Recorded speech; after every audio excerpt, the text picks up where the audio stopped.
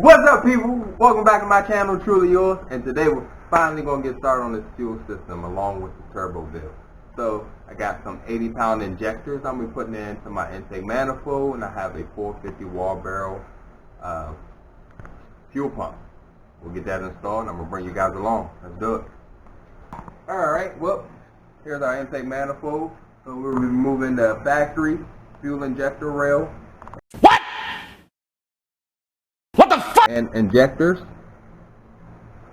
And we'll be installing 80-pound decap fuel injectors. These are made by Delphi. So we'll get started. Alright, so we got our part-time working impact driver. Part-time working? Yeah, man, this thing works on the watch. Watch it cut off. I'll be like hitting the trigger, don't do anything. But now that I got company, look, it's dying. You see? Yeah, I see. The batteries is charged.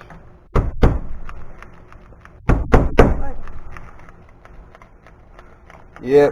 About 11 o'clock at night, the gun's probably asleep. Damn, son, when you find this?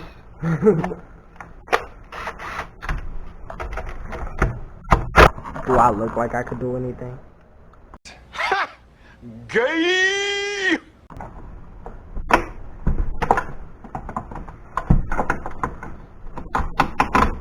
Alright, so this comes off.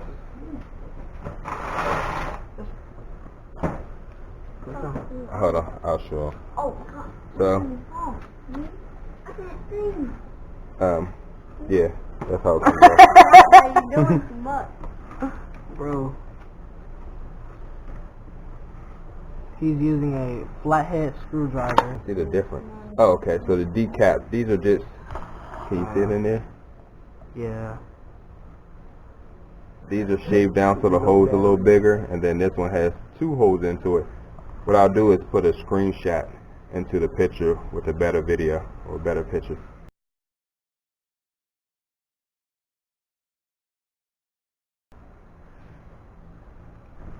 Yep, it's it.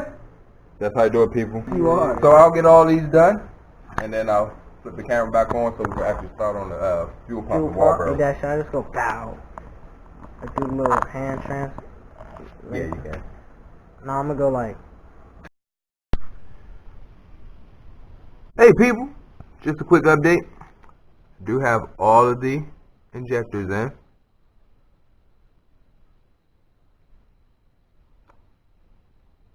That's on both sides. Take my word for it.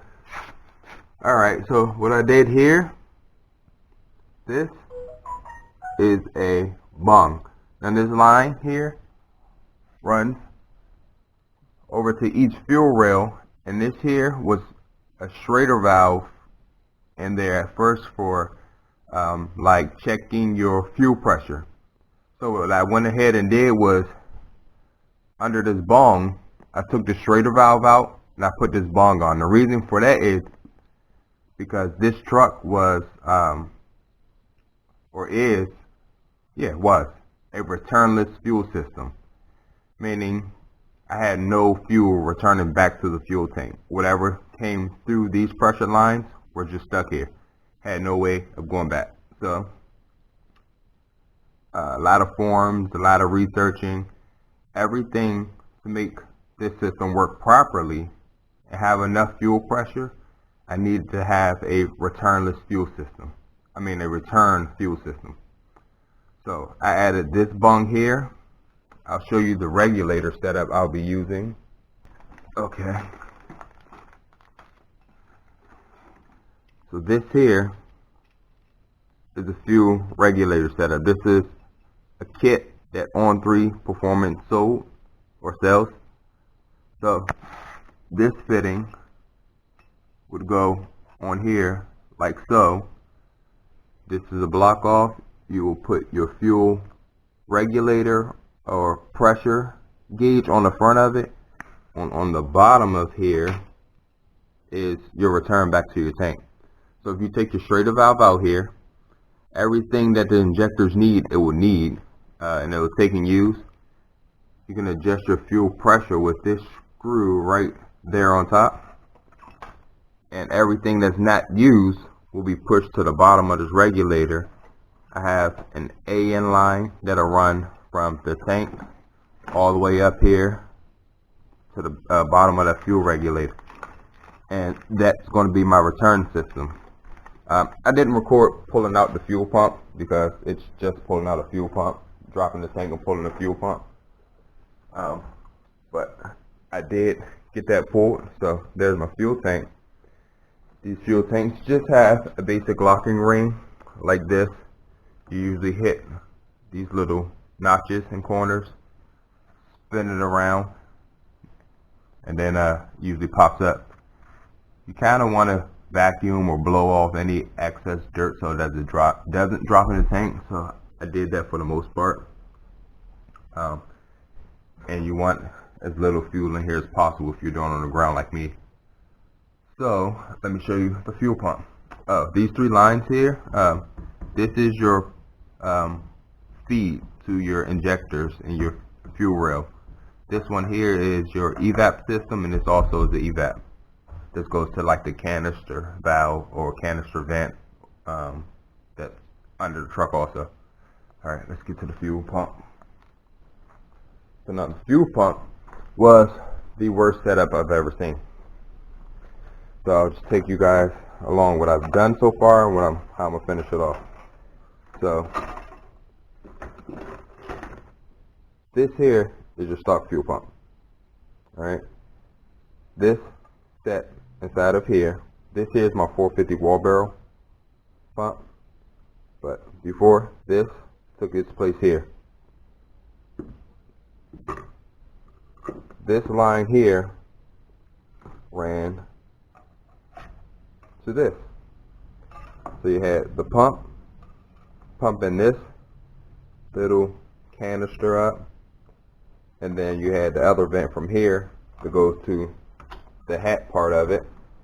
It actually went to this piece here, to the blue side, and that will pump fuel. So the way this system actually works, your stock fuel pump, this little bastard here, pumps your fuel in here. This has a check valve that I've taken off. That's right. It's right here. The ball is somewhere rolling around. Has a check valve.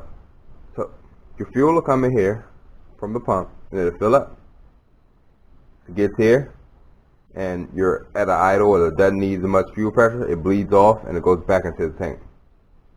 Now, if you're heavy throttle, then your engine's going to take everything it needs, but it's going to take it from this canister, which the pump is always supplying. So you technically can, I guess, never run out of fuel from, factory. If everything is factory, you can't run out of fuel. But with the wall barrel 450 and everything being upgraded, you're bound to run out of fuel. So this here isn't going to work for me. I'm going to drill a hole in the top of this, clean all of this rust off. I'm going to drill a hole in the top of this, and I'm going to put a bung on it, and the fuel return from the regulator is going to run all the way to the top of this bung, and I'm going to have a line that goes from the bottom part of the bung back into the bucket, and that's how I'm always going to have enough fuel in here to run it. You get a lot of slosh issues if you don't do it right. So I do have a little hole down there, right there, and that's going to help fill up the bucket. And I'll try to get like a rubber one-way stop that they have already in here. I'll show you that discolored looking piece in there. So that allows fuel to come in, but it doesn't allow fuel to go back out. So I'll try to find another one. The more fuel I can keep in the bucket, the better off it is. Now, the only way I could imagine to hold this thing in place was I drilled a little hole here and one on the back side also here. What I'm going to do is I'm going to take this here, which is just a piece of old carburetor cable I had. I'm going to hook it from the inside in here, run it over the fuel pump and hook it from the outside there, but I'll be putting a little rubber line here just so it doesn't rub into any of these, which I doubt it will, but I'd rather take my precautions now because I don't want to pull this back out. I'll also have to drill a small hole right beside the bung to feed these wires through, because you can't run your factory wiring plug-in from the harness. Two reasons that I know of mainly. One is because the factory harness doesn't support enough amperage and enough amperage to go through the factory harness.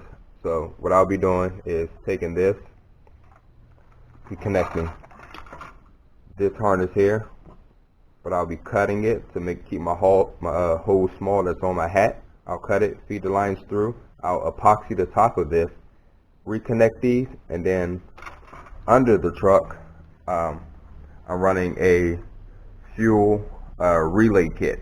So I'll have power directly from the battery coming back to a relay. I'll use the factory harness to one wire on that relay to get power supply, but then the relay itself has a I believe it's a 12-inch gauge wire that actually power this fuel pump, and that should be more than enough to not burn out anything or wreak havoc. So get all this done, get the tank back in, and then we'll start moving on to some other part.